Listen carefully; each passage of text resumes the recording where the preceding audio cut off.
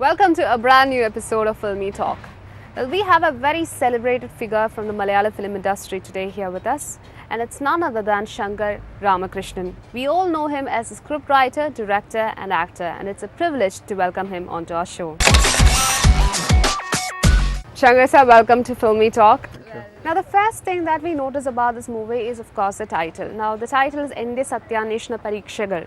And what this title reminds us of is the autobiography of Mahatma Gandhi, which is my story of experiments with truth.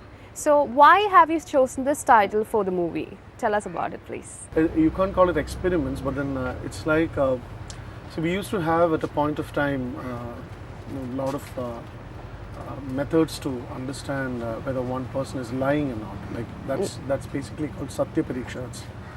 Basically, the film revolves around the judicial system and the lives around the judiciary and court and stuff like that. So, before a particular period of time, like before the penal code was established and the proper judiciary came into form in this country, we used to have a system where in the King's Court used to decide, or a group of people, a council of people used to decide whether a person is guilty or not guilty. So personally, if you want to prove that you are not guilty, you have to go through this process, which will sound little bit, like very wild, like making you dip your hands in this boiling oil, or making a ferocious snake, like bite you, and then it should not affect you. Like if you're lying, then you will die. If you're not lying, you won't. So we used to have, mostly it was based on certain temples, maybe some religious institutions would handle this kind of Satya Parikshas. So after a point of time, when a proper judiciary was established, we still have this system where a person is interrogated, goes through this process and stuff like that. But the reason why I named this film Ente Sathyanweshana Pareekshakal is that each one of us at different points of our lives, we go through certain situations where we ourselves understand whether we are true or not. So the thing is that the decisions when you decide to resign your job and go for your aspiration, maybe when you face a girl and propose to her, or when you face a situation where you don't want to lose anything very, very dear to you.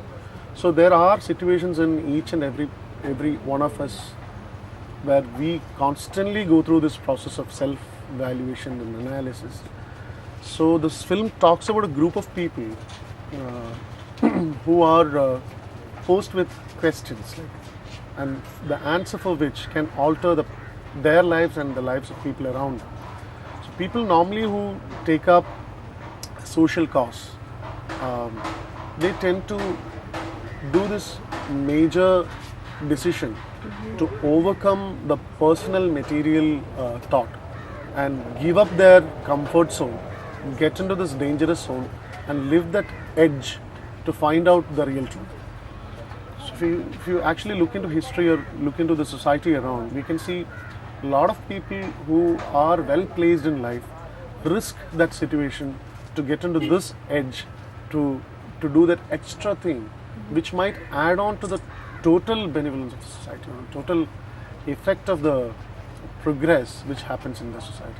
So this film is titled because of that. You gave us a very good explanation for why you chose the title. Now, why did you select Suraj to do the, Suraj sir, we have to say, because he has won the national award and everything. Why a comedian as the lead actor of your movie? I think you've answered the question, because you told that Suraj is, when I cast Suraj, see, there is nothing such as a lead actor or actress in my movie. The film has a bunch of characters, and Suraj is doing a very prominent role in the film.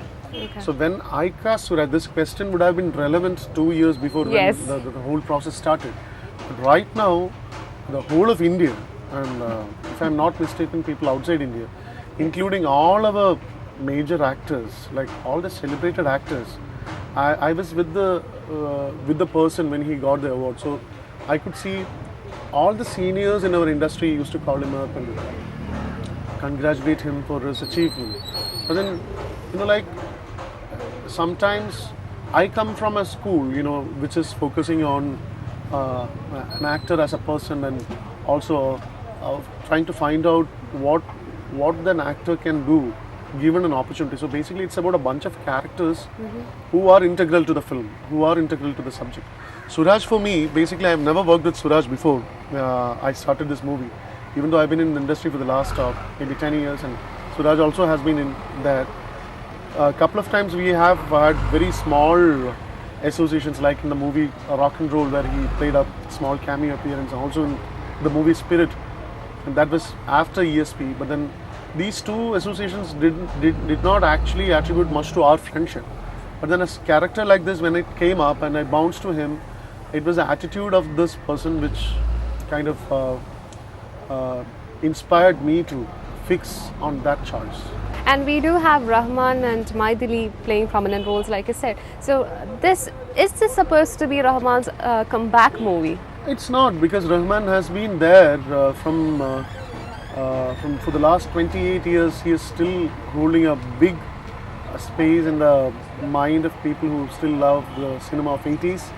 And I think Rahman as an actor is unparalleled in the aspect of being a teenage star. Like it's like John Travolta in Grease, you know, like after a point of time when he comes down and picks up that point, like the teenage hero who can dance, who can sing, and maybe, you know, like people get into that romantic mode.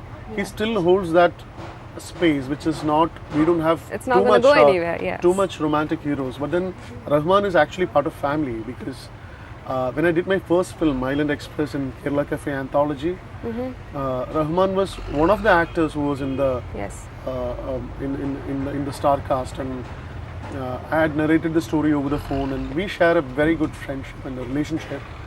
And Rahman actually made his comeback through Black, which is my mentor Ranjit's film. Yes. Black was a film which was, if you can call, after a gap.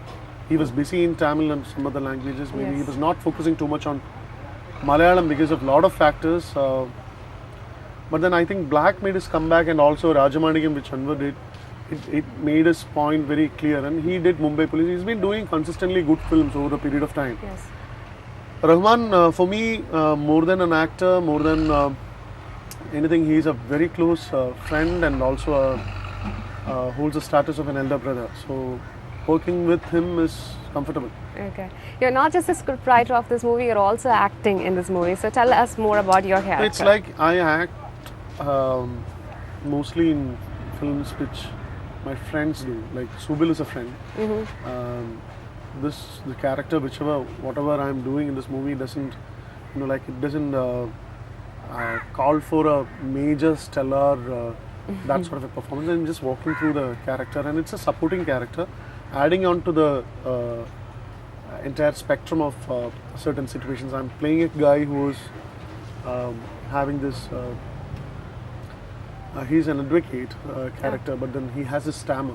Okay. So it's like this guy, whenever he gets into the court, he sees the picture of Mahatma Gandhi, he can't lie. Oh. So he stammers, which is one hurdle which he wants to cross, because the character is coming from a family which is legendary of having a very famous legal luminary as his grandfather, and he wants to, you know, like most of these people go under the shade, at least the second generation, third generation. If they don't really take it up, they have to live up to their expectations. So this guy he's working with a stammer. So it's a kind of a very different small character which I chose to do in this film. And in fact, like in all the other films like Spirit and Bahuti, where I worked as a replacement actor, in this film also this character was meant to be done by someone else.